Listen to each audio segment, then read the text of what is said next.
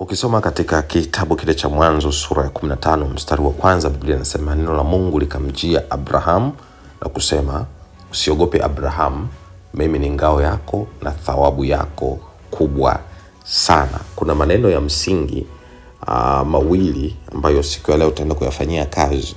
Neno la kwanza linasema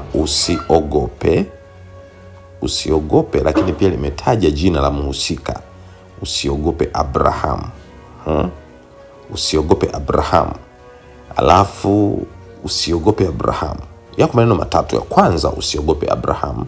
Alafu neno la pili ikasema mimi ni ngao yako. Mimi ni ngao yako. Na neno la tatu hapo nasema na thawabu. Thawabu kubwa.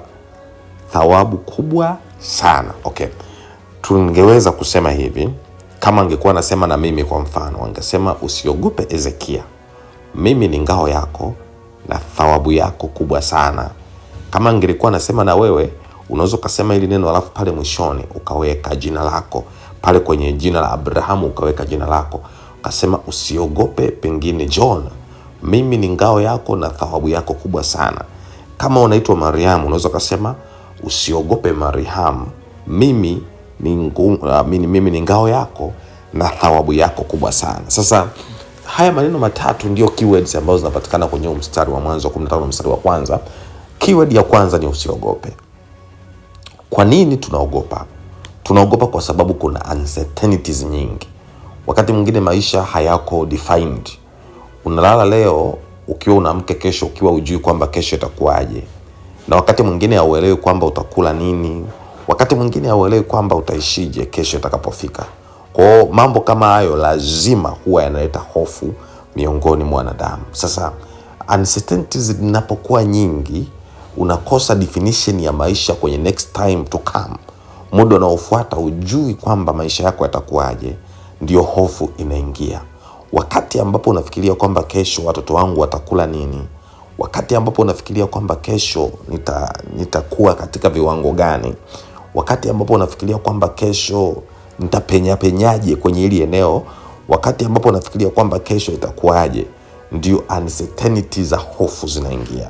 Sasa Mungu alikuwa anafahamu kwamba Abraham tayari ana certainty ya hofu kuhusiana na future yake. Tena yeye kwa sababu alikuwa ameshafika umri wa jioni, masaa ya jioni kabisa, alikuwa anafikiria kwamba hivi mimi nazeeka. Sasa nitakapokuwa nimeshazeeka, nani atakayenirithi? Tafsiri yake ni kwamba mimi ni kizazi changu kikipotea ndio itakuwa imeisha hiyo.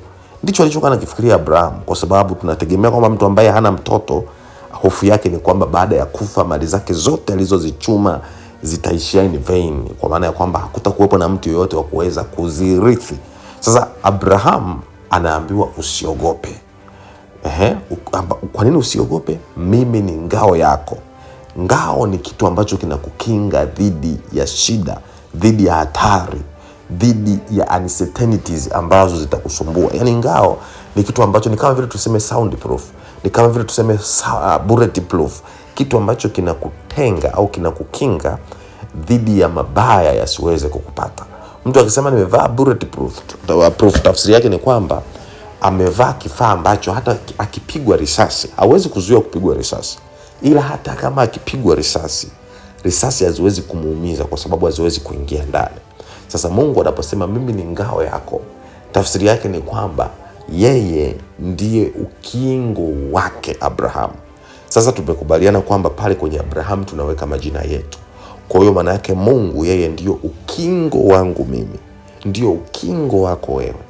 Ukingo dhidi ya uncertainty zozote zinazokupatia hofu. Yeye ni ukingo dhidi ya kila kitu ambacho kinakufanya ujisikie vibaya, kinakufanya uone kama uko insecure, kinakufanya uone kama kuna vitu haviko sawa, kinakufanya uone hofu ya baadaye, kinakufanya uone kama kuna vitu bado vinakutisha. Yeye ni ukingo, yeye ni kinga yako. Sasa ngao ni kama kinga. Kwa hiyo anasema usiogope, mimi ni ngao yako. Alafu pili anasema na thawabu yako kubwa sana.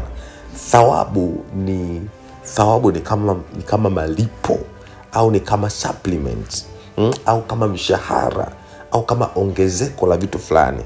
thawabu ni kitu ambacho unapewa, ni kama tuzo unayopewa baada ya kuwa umeshinda kitu cha aina fulani.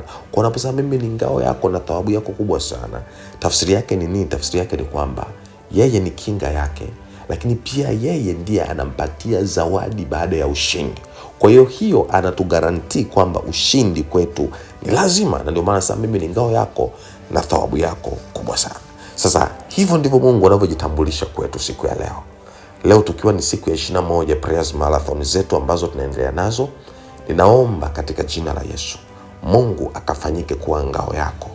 Mungu akafanyike kuwa ngao yako katika kila jambo baya ambalo linakuinda.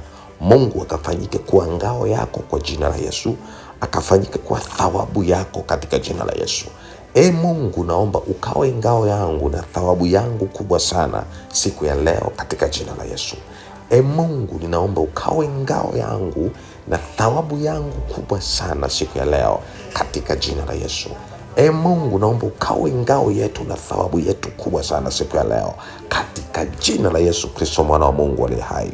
Siku yako imebarikiwa. Endelea kumwomba Mungu awe ngao na thawabu kwako katika jina la Yesu Kristo.